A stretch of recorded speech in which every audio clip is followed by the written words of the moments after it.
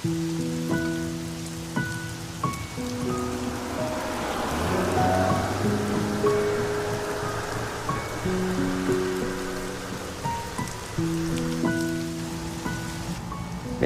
ko ang magandang trabaho para sa isang pangarap na hindi ako sigurado.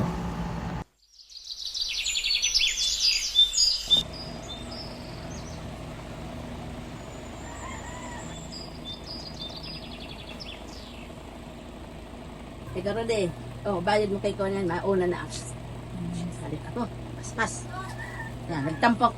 Sabi ko, ngayon kayo magtawa, ito ako. Sarapan ninyo. Magtawa kayo! Sabi ko. Ano sabi? Sabi, paano ka ganito? Huwag ninyo akong ululin. Sabi ko, pinagtatawanan ninyo kami ni Rode. Ay, putang ina, mabubulok na lang eh. Dito bahay. Ito.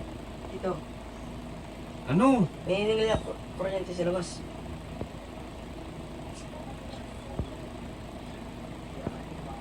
Sige, ako nang bahala.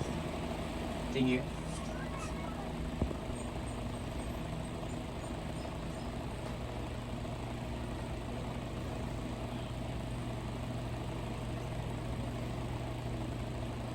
Akala ko sapat na yung passion. Akala ko rin kapag mahal mo yung ginagawa mo, kikita ka. Pero mukhang nagkakamali ako. Sa lahat ng yun, madami pa akong pwedeng pagdaanan bago ko makuha lahat ng gusto ko sa buhay at makatulong sa ibang tao. Hindi na rin ako pwedeng bumalik. Kailangan ko nalang magpatuloy kung ano yung nasimulan ko ngayon.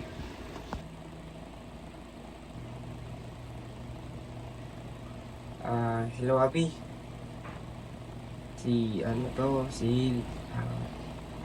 Pwede ako makahiram kahit 500 lang.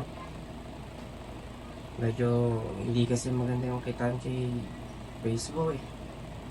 Isang buwan na din kasi ako hindi sumasahod. Promise. Babayaran ko, promise. Promise, Abby gagawin. Abby! Tangke.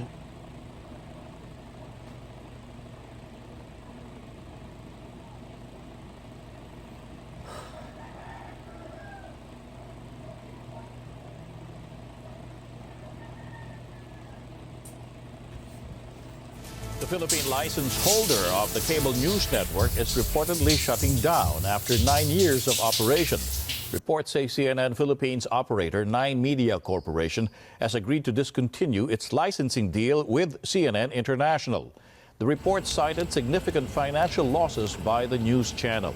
But a separate report says Nine Media delayed the deal's termination out of love for its employees. ANC sought a comment from Nine Media Chairman Edgard Cabangon, but he says a press conference on Monday will clarify the future of CNN Philippines. Kaya minsan, umalis ako.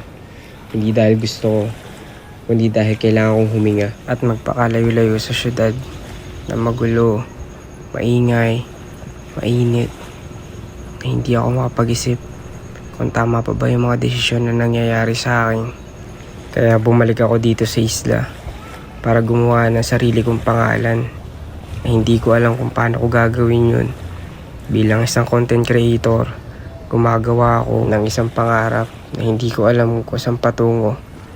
Pero sisiguraduhin ko na dito sa isla magsisimula lahat ng pangarap na yun. Hindi na makalaya, tinatalo mo ko bawat gabi. Wala mang nakikita, hapis mo'y ramdam pa rin sa dilim.